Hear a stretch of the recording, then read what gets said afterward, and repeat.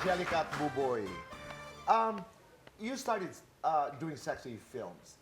Noong mga panahon na pinasok mo yun, ano yun, sadya? Was that a deliberate decision? Opo, parang sa job. Dahil? Dahil po, grabe po yung pinagdaanan ko before po ako mag-Viva Max eh. Hindi, bata pa lang po ako, nagte-theater actor na po ako. And then, nagwe-work po ako, nagpa-part-time po ako para lang makapunta sa mga workshop, ganyan. And then, before po ako mag-Viva Max, nag-co-host din po ako, nag-guesting po ako. Tapos, meron pong kumuha sa akin that time na, ano po ba sabihin? Na management na umabot po kaming kasuhan. Okay. Dahil? As in, dahil parang naano po kami masyado.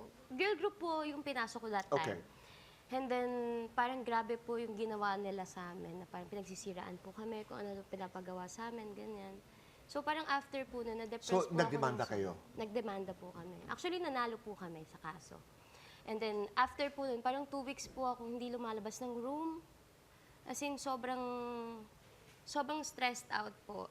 Kasi parang sabi ko, eto na lang yung bagay na feeling ko makakatulong sa akin, lalo na po, bata pa lang, nag-work na ako.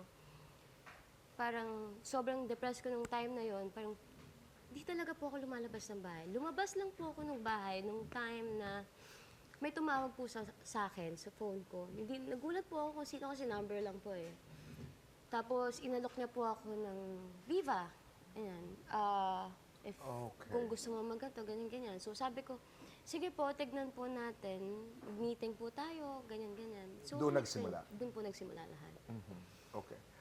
Pero from the very beginning, ang sinasabi mo, you've always wanted to be an actor. Yes po. Gusto mo talaga mag-artista. Pangarap ko po talaga siya. So, ngayon, as we talk today, ngayon na may today pa, iiwan mo na ang pagpapasexy. Hindi naman po totally naiiwan. Feeling ko, ititira ko pa rin po siya as a sexy comedian or sexy action star. Pero yung paghuhubad lang po siguro, yun po yung hindi ko na po talaga kayang balik. Ikaw, Buboy, nung naghubad ka, anong natutunan mo? Joe, alam mo may magsabi sa akin na sa totoong buhay, mahilig ka raw talaga maghubad. Kaya marami ang nagtatanong kung papasukin mo ang pagpapasexy.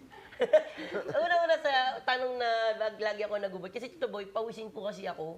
Sobrang lagi po basa yung damit ko. Okay. Sobrang gray po ako magpawis.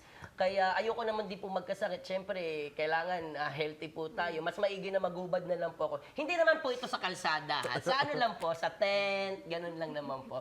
Pero kung papasukin ko po ang pagpapasexy, Come on, Tito Boy, kung maganda po ang script, maganda po yun, why not, Tito Boy?